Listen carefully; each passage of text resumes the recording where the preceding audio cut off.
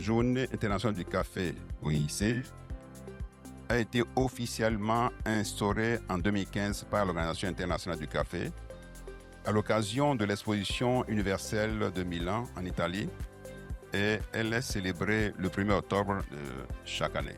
Le principal objectif de la célébration de la Journée internationale du café, tel que prôné par l'OIC, est d'accroître la contribution du café dans le développement économique des pays producteurs, et ce, par la promotion de la transformation et bien entendu de la consommation locale.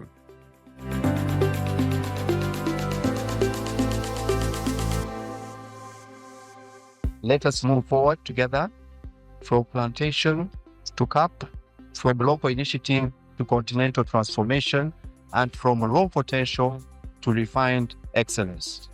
By adding value to Togolese coffee, we add value to Africa's future, a future built on partnership, innovation, and shared prosperity.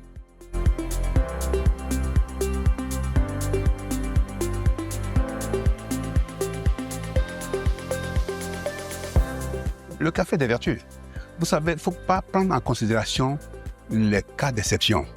C'est comme même, il y a des personnes qui ne supportent pas l'arachide, des personnes qui ne supportent pas le maïs, que sont couramment, des personnes qui ne supportent même pas le riz. Mais c'est aussi pour le café comme ça. On ne va pas généraliser les particularités. Le café est bon pour la santé, même recommandé pour la santé, recommandé même pour le cœur. Tout est dans la mesure. Nous disons que le Togo est un pays de production, produit producteur. Le Togo est un pays de transformation. Et aujourd'hui, Choco Togo a la vision d'aider la population togolaise à mettre dans la consommation locale. C'est-à-dire que dans nos plats à la maison, que le chocolat ne soit plus vu comme un produit de luxe.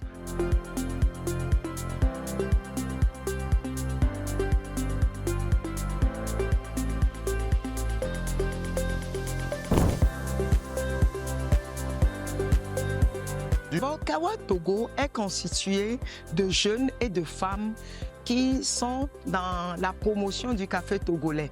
Nous sommes pour la plupart des baristas et nous préparons des boissons chaudes et froides à base du café. Nous proposons ces boissons à la population et notre objectif est d'amener le Togolais lambda à consommer le produit togolais qu'est le Robusta togolais.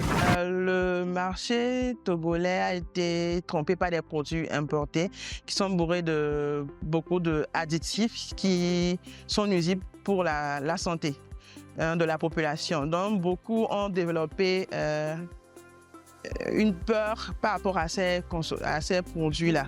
Mais aujourd'hui, il y a des vaillants transformateurs de café cacao qui s'assurent lors de la transformation de ces produits, de garder les vertus que renferment le cacao et le café.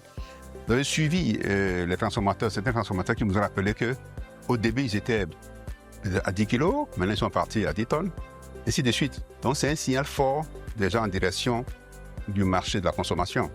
Ça fait le consommateur africain en général, le Togolais en particulier, est très exigeant sur le produit fini. Les produits importés sont des produits qui sont manipulés, des produits synthétisés, et ça séduit les papilles gustatives. On entend ça croire que c'est du bon produit. Par contre, les produits locaux sont déjà garantis d'origine, garantis de qualité, sans contrefaçon.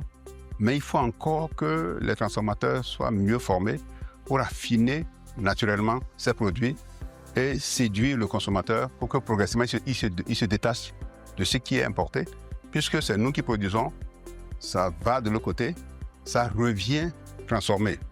Pourquoi ne pas le faire nous-mêmes?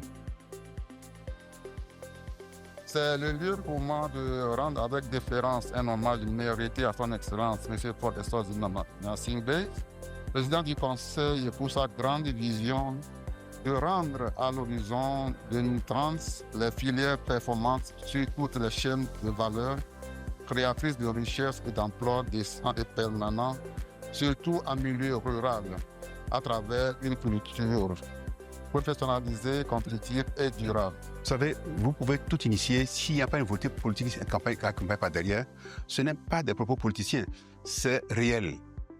Quand vous avez une volonté politique forte dans votre pays, vous pouvez tout réussir. Mais s'il y a moins de volonté politique, vous aurez toujours, comment dirais-je, des chances d'échouer. Et quand on parle de volonté politique, on parle aussi de stabilité politique. On parle d'apaisement politique. Parce que toute agitation, l'argent n'aime pas le bruit. Ça ne marcherait pas. Les conditions sont aujourd'hui réunies pour encourager ces transformateurs à croire au futur.